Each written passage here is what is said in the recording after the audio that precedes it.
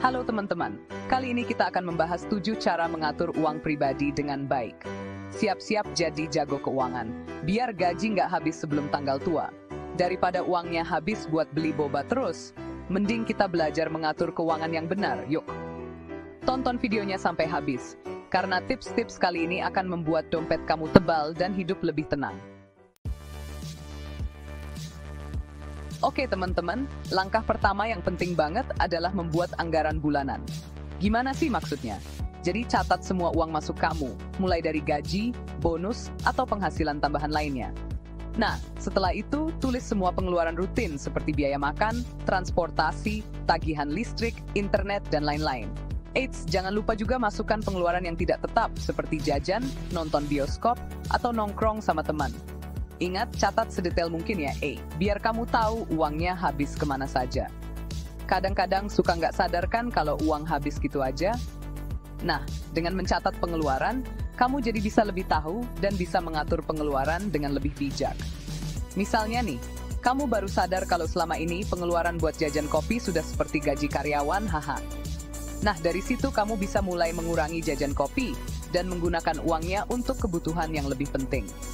Intinya, dengan punya anggaran bulanan, kamu jadi punya gambaran jelas tentang kondisi keuanganmu. Jadi, kamu bisa lebih mudah mengatur pengeluaran dan menghindari boncos di akhir bulan. Gimana? Gampang kan? Yuk, mulai sekarang coba buat anggaran bulanan yang detail dan realistis ya. Teman-teman, setelah punya anggaran bulanan, langkah selanjutnya adalah mengutamakan kebutuhan. Ingat ya, kebutuhan itu beda sama keinginan. Kebutuhan itu hal-hal yang wajib dipenuhi seperti makan, tempat tinggal, transportasi, dan kesehatan. Sementara keinginan itu lebih ke hal-hal yang tidak wajib seperti beli baju baru, gadget terbaru, atau liburan ke luar negeri. Nah, disinilah kamu harus bisa memilah dan mengutamakan. Pastikan dulu kebutuhan utamamu terpenuhi sebelum kamu memikirkan keinginan. Jangan sampai kamu sudah beli baju baru, tapi lupa bayar tagihan listrik, haha. Ingat, prioritas utama adalah memenuhi kebutuhan dasar terlebih dahulu. Kalau kamu sudah bisa memenuhi semua kebutuhan dasar dengan baik, baru deh kamu boleh mulai memikirkan untuk memenuhi keinginan. Tapi ingat ya, tetap harus bijak dan sesuai dengan kemampuan keuanganmu. Jangan sampai kamu memaksakan diri untuk beli barang-barang yang sebenarnya tidak kamu butuhkan, hanya karena gengsi atau ikut-ikutan tren. Ingat, lebih baik hidup sederhana tapi tenang, daripada hidup mewah tapi penuh hutang. Nah, jadi mulai sekarang, coba deh bedakan antara kebutuhan dan keinginan. Utamakan kebutuhan utamamu terlebih dahulu. Baru setelah itu penuhi keinginanmu secara bertahap sesuai dengan kemampuan keuanganmu. Teman-teman, kebiasaan baik yang harus kamu terapkan selanjutnya adalah menyisihkan sebagian uang pendapatanmu untuk ditabung. Ingat pepatah sedikit demi sedikit, lama-lama menjadi bukit. Nah, begitu juga dengan menabung. Tidak perlu langsung banyak-banyak kok.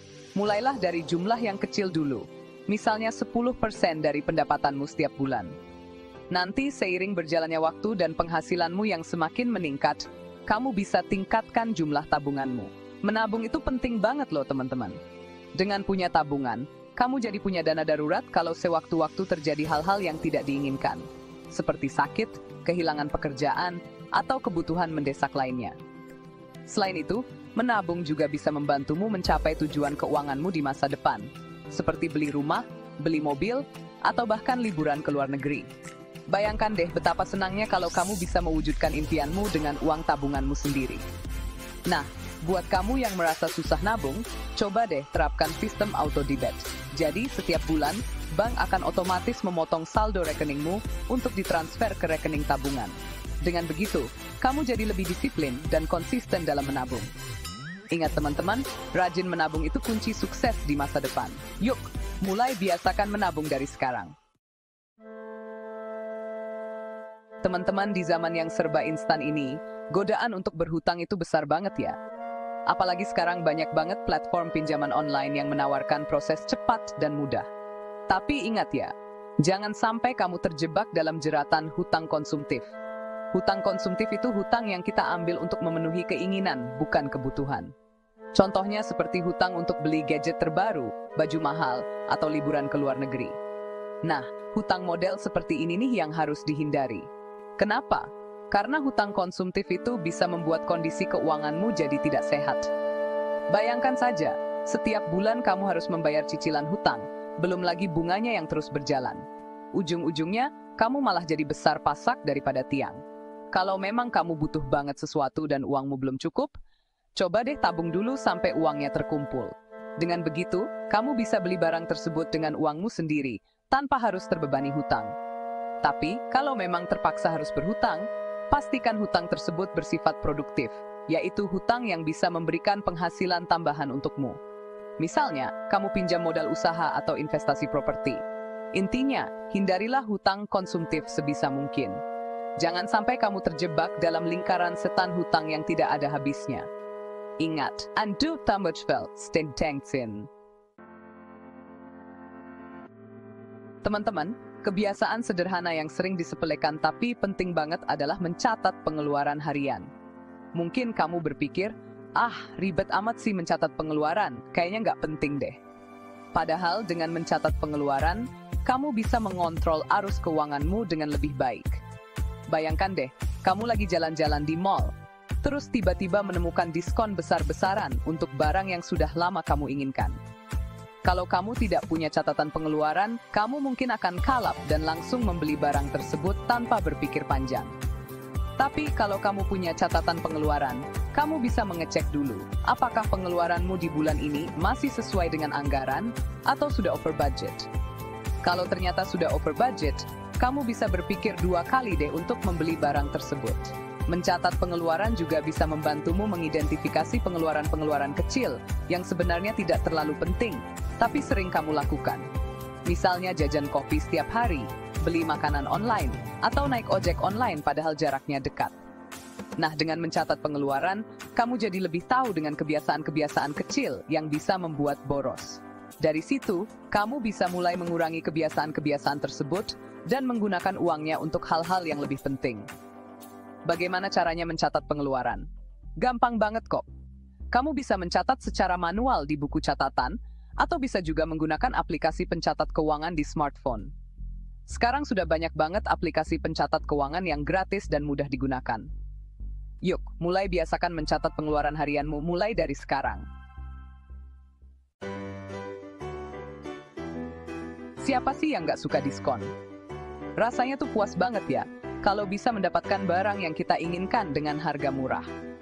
Nah, buat kamu yang hobi belanja, manfaatkan diskon dan promo itu penting banget untuk menghemat pengeluaran. Zaman sekarang, sudah gampang banget kok mencari informasi tentang diskon dan promo.